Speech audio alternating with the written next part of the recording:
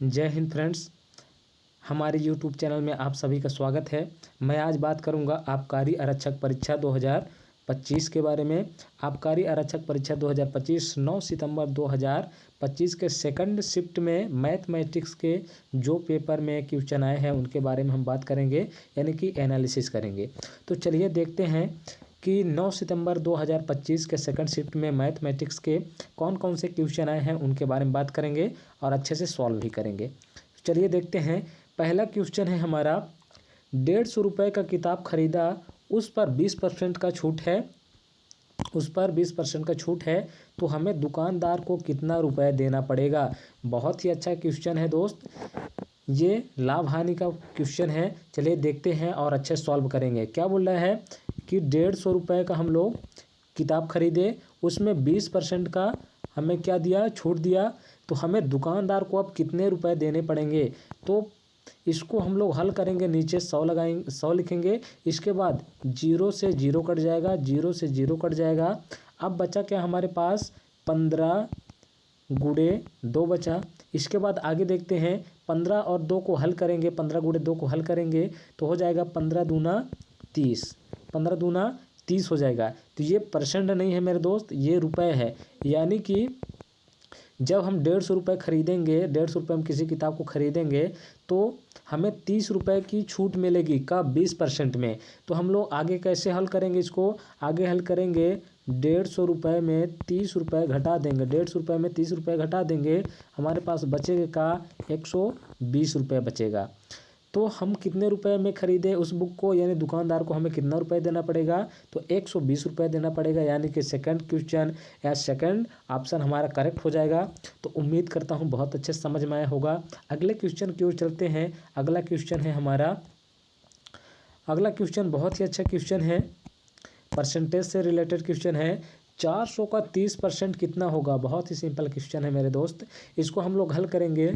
400 का यानी गुणा 30% लिखा है, परसेंट को हटाने के लिए हमें 100 का भाग देना पड़ता है, यानी कि 100 का भाग देंगे तो हमें ये परसेंट हट जाएगा, हमारा आंसर आ जाएगा। 400 का 30% आंसर आ जाएगा। चलिए 0 से 0 कट जाएगा और 0 से 0 कट जाएगा। बचा क्या हमारे पास, बचा है ऊपर 40 गुणे 3, 40 गुणे 3 बचा है। इसको आगे हल करेंगे, 4 3 12 यानी कि 120। तो 400 का 30% कितना होगा मेरे फ्रेंड्स, 120 होगा। तो ऑप्शन नंबर सी करेक्ट हो जाएगा, 120। चलिए अगले क्वेश्चन की ओर चलते हैं हम लोग, बहुत ही सिंपल क्वेश्चन है। अगले क्वेश्चन की ओर चलते हैं। अगला क्वेश्चन है हमारा, बहुत ही अच्छा क्वेश्चन है, जैसे कि आप लोग देख पा रहे होंगे। हमारा अगला क्वेश्चन है रेलगाड़ी से संबंधित है। बहुत ही सिंपल क्वेश्चन है, लेकिन देखने में बहुत कठिन लग रहा है, लेकिन है बहुत सिंपल। देखते हैं तीसरा क्वेश्चन हमारा, यदि रेलगाड़ी 54 किलोमीटर प्रति घंटे की गति से चलकर 400 मीटर लंबे प्लेटफार्म को 40 सेकंड में पार करती है तो रेलगाड़ी की लंबाई क्या होगी। बहुत ही मस्त क्वेश्चन है, पढ़ने में तो बहुत ही खतरनाक लग रहा है, लेकिन जब इसको हम लोग सॉल्व करेंगे तो बहुत ही सरल है। देखते हैं इसको कैसे सॉल्व करेंगे। क्वेश्चन बोल रहा है कि 54 किलोमीटर प्रति घंटे के चाल से चल रहा है, ठीक है। तो ये 400 मीटर लंबे प्लेटफार्म को 40 सेकंड में पार करता है, यानी किलोमीटर में दिया है तो हमें इसको मीटर सेकंड में कन्वर्ट करना पड़ेगा। तो मीटर सेकंड में कन्वर्ट करने के लिए हमें क्या करना पड़ेगा, जो 54 है उसमें हमें 5/18 का गुणा करना पड़ेगा। तो हम जब 5/18 का गुणा करेंगे तो हमारा मीटर सेकंड आ जाएगा। तो इसको हम लोग गुणा करेंगे, 18 तियाएँ 54, 18 तियाएँ 54, और ऊपर बचा क्या, 3 गुणे 5 बचा, 5 तियाएँ 15, 5 तियाएँ 15, 15 मीटर प्रति सेकंड के चाल से गाड़ी चल रही है, ठीक है। तो आगे हम हल करेंगे कि 400 मीटर लंबे प्लेटफार्म को 40 सेकंड में पार करती है। तो कितना बोल रहा है, 400 मीटर लंबे प्लेटफार्म को 40 सेकंड में पार करती है, मतलब 1 सेकंड में वो कितना चलती है, 1 सेकंड में 15 मीटर प्रति सेकंड के स्पीड से चल रही है, मतलब 1 सेकंड में वो 15 मीटर पार करती है। तो 40 सेकंड में कितनी दूरी तय करेगी, 15 का गुणा कर देंगे 40 में, तो 15 चौको 60, यानी कि 600 मीटर पार करेगी, ठीक है, 600 मीटर पार करेगी। लेकिन प्लेटफार्म कितना है, 400 है, तो हम 600 में कितना माइनस कर देंगे, 400 माइनस कर देंगे तो कितना बचेगा, 200 बचेगा। यानी कि 200 मीटर रेलगाड़ी की लंबाई कितनी है, 200 मीटर है। तो करेक्ट आंसर हमारा क्या हो जाएगा, ऑप्शन नंबर सी हो जाएगा करेक्ट ऑप्शन। उम्मीद करता हूँ बहुत अच्छे समझ में आया होगा। रेलगाड़ी के क्वेश्चन आप लोग पढ़ के जाइए। रेलगाड़ी के हर शिफ्ट में 2 या 3 क्वेश्चन आ रहे हैं, तो उम्मीद करता हूँ कि आप लोगों को अच्छे समझ में आया होगा। अगले क्वेश्चन की ओर चलते हैं हम लोग। अगला क्वेश्चन है हमारा, बहुत ही अच्छा क्वेश्चन है,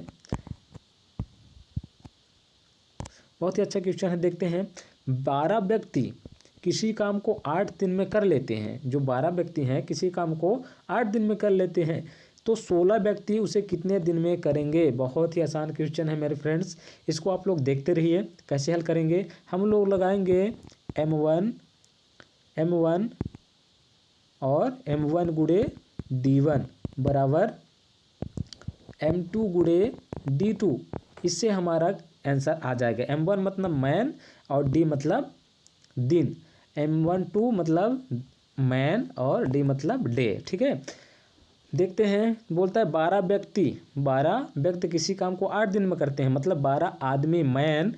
तो पहला हो जाएगा 12 गुणे कितने दिन में करते हैं, 8 दिन में करते हैं, बराबर करते हैं यानी कर लेते हैं 16 व्यक्ति, 16 मैन कितने दिन में करेंगे। तो डे हमें निकालना है, तो हम यहाँ पास x लिख देंगे, x दिन में निकालेंगे। तो इसको हम आगे सॉल्व करेंगे, तो इस तरह से सॉल्व करेंगे। ये जो 6 है इसको हम लोग 16 है इसको हम लोग पक्षांतर करेंगे। तो 12 गुणे 8, 16 को पक्षांतर करेंगे तो इधर आएगा, इधर गुणे में है, इधर आएगा तो भाग में आ जाएगा। तो 16 गुणे यहाँ बराबर हो जाएगा x। तो हम इसको आगे हल करेंगे, तो 8 इकन्नम 8, 8 दूना 16, ठीक है। इसके बाद और आगे हल करेंगे, 2 इकन्नम 2 और 2 छक्के 12, यानी कि हमारा आंसर आया 6 बराबर x, ठीक ना। तो इसको हम इस तरह भी लिख सकते हैं कि x बराबर 6, यानी कि 16 व्यक्ति उसी काम को 6 दिन में पूरा करेंगे। तो ऑप्शन नंबर हमारा 1 करेक्ट हो जाएगा।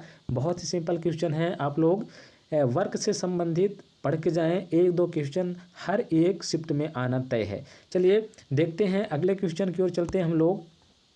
अगला क्वेश्चन और ही अच्छा है, देखने में तो बहुत कॉम्प्लिकेटेड लग रहा है लेकिन बहुत ही सिंपल क्वेश्चन है।